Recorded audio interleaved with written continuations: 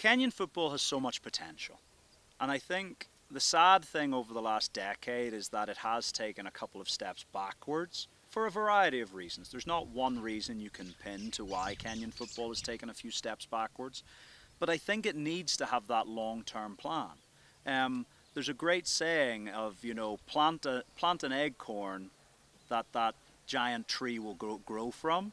You might never sit under the tree because it takes a long time for it to grow. So what I really want to see, not just here, but in development projects, in football, in everything that is to have lasting influence, lasting change, is that we have to see beyond our own success.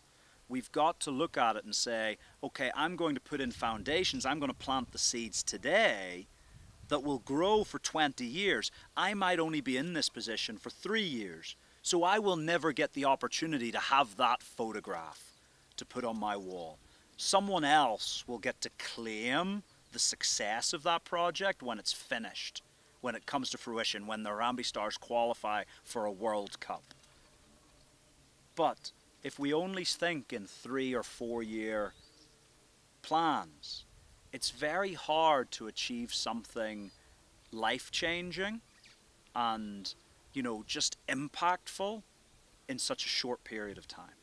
And so I believe that there's the potential for Kenya to be a powerhouse of African football, but that's not going to happen in 3 years. That will take 10, 15, 20 years. But you look at a nation, look at someone like maybe South Korea. South Korea, they were prepping for their World Cup many years ago, and now they're continually at World Cups. Yes, they hosted one, but now they're continually getting to quarterfinals, the last 16. I think one semi-final in there as well.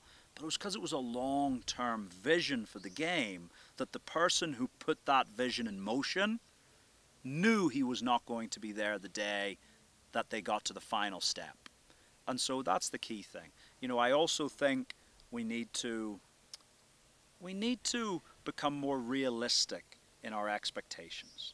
I look around Kenya and I see a lot of huge football stadiums being built. 20, 30,000 seater stadiums. My question is, do we need them all?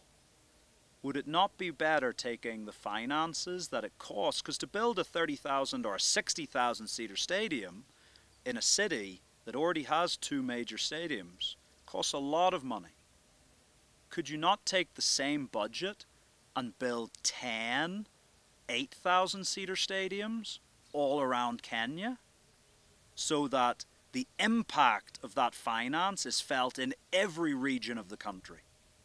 And we start seeing youth academies and footballers playing and developing on good pitches and good environments, and teams, like Nzoia, like Vihiga Bullets, like Bandari, playing in these wonderfully constructed 6,000, 8,000 seater stadiums.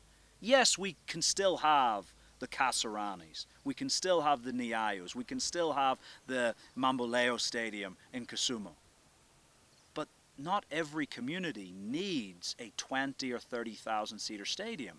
An 8,000 or 6,000 seater stadium is probably much more fit for purpose, and I would argue, if anyone, that the legacy that would be left by 10 6,000 to 8,000 seater stadiums around the country is much greater than the legacy being left by one 60,000 seater stadium. So I think, but again, a photograph in front of a 8,000 seater stadium is not as nice for someone's wall as the photograph in front of a 60,000 seater stadium. So I think looking at the long-term planning and what would really have an impact for sport and football development in Kenya, I think that would help us achieve our objectives much quicker.